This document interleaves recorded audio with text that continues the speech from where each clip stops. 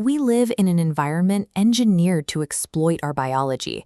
Every app, feed, and notification provides infinite friction-free novelty. Knowing that scrolling for 3 hours is bad for us rarely stops the behavior. To understand why we act against our own best interests, we have to look at the physical architecture of the brain. We essentially operate using two distinct systems. The prefrontal cortex acts as our conscious self, the logical, future planning center. Beneath it lies the automatic self, the deep, ancient structures that govern our habits, intuition, and survival instincts. The automatic self is incredibly efficient. It handles about 99% of the work of keeping you alive, making millisecond decisions without requiring a single conscious thought.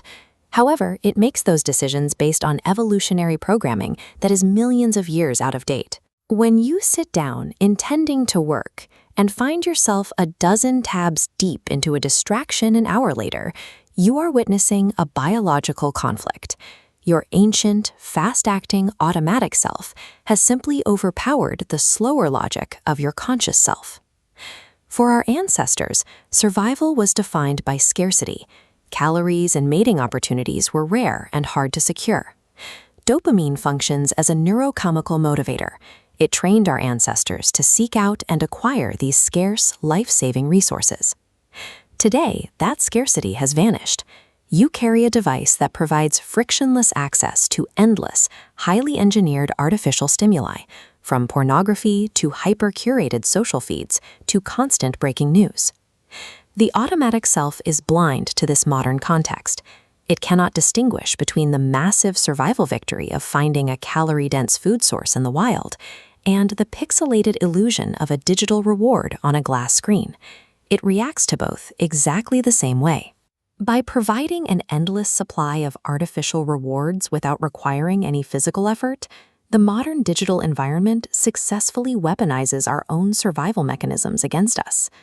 Mammalian brains are hardwired with the Coolidge effect, a biological drive that creates a surge of arousal and energy when presented with a novel mate or a completely new experience. The infinite scroll of the internet exploits this, serving up an endless, frictionless stream of novelty.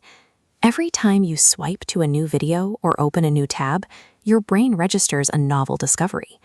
Exposing yourself to these super stimuli for hours triggers a massive, unnatural flood of dopamine. It is a payload far larger than human biology evolved to process. To survive this toxic chemical flood, the receiving brain cells deploy a physical defense. The cell actively shuts down its own dopamine receptors, limiting how much chemical it can absorb. This creates a state of physical desensitization. Because you now have fewer active receptors, the normal, healthy levels of dopamine generated by everyday life, like eating a good meal or having a conversation, no longer register. Life away from the screen starts to feel flat and numb.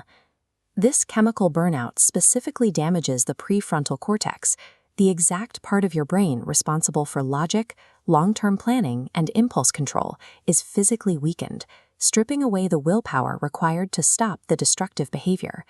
You enter a state of chronic dopamine depletion. Psychologists call this the undertow. You are no longer scrolling or consuming to feel a high. You are compulsively consuming digital junk just to reach a baseline feeling of normal. The damage is physical, but so is the mechanism for repair. For decades, scientists assumed adult brains were fixed and unchanging. We now know the brain is highly plastic. Its architecture constantly grows, shifts, and prunes itself based entirely on your daily experiences. The mechanism driving this physical change is a cue routine reward cycle, known as the habit loop. A cue triggers an urge. You perform a routine, and your brain receives a chemical reward, cementing the behavior into your biology. The core rule of neuroplasticity is simple. Neurons that fire together wire together. Every time you feel bored and give in to the urge to open an app, you fire a specific neural circuit. Repeating that action physically deepens the connection between those cells. Over years of repetition, these pathways solidify into default superhighways. When stress or boredom hits, energy flows down the path of least resistance. The self-destructive choice happens instantly, feeling completely automatic. The reverse is also true. The moment you feel the cue, resist the habit, and choose a different action, you fire a different set of neurons. You lay the physical foundation for a brand new neural pathway. Overriding a bad habit depends on a mechanical, biological process rather than a sudden reserve of willpower. You simply have to starve the old neural circuits of electricity and force the energy down a new path. To build those new pathways, the conscious self must deliberately train the automatic self. Think of it as taking your brain to the psychic gym. Every time you redirect your attention, you are completing a mental rep. The first rep is mindfulness. When a digital trigger hits, your goal is simply to create a 5-second gap before you respond. In those 5 seconds, you observe the urge without acting on it, forcing the prefrontal cortex back online to interrupt the automatic routine. The second rep is environmental control. You have to remove the frictionless digital triggers entirely. Keep the phone in another room. Block the websites. By eliminating the cues, you give your depleted reward system the silence it needs to rest. Maintaining this discipline requires a philosophical shift. You have to abandon the illusion that digital gratification brings happiness and actively choose the morality of long-term rational self-interest. You accept temporary friction today to protect your capacity for joy tomorrow. The third rep is replacement.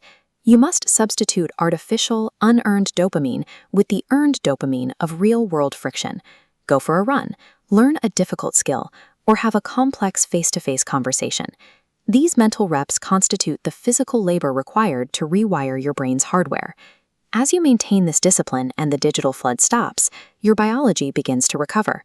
Your receiving cells slowly regrow their dopamine receptors.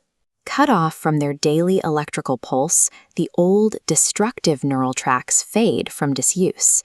With consistent practice, the new, healthy circuits you've been building become your brain's new superhighways.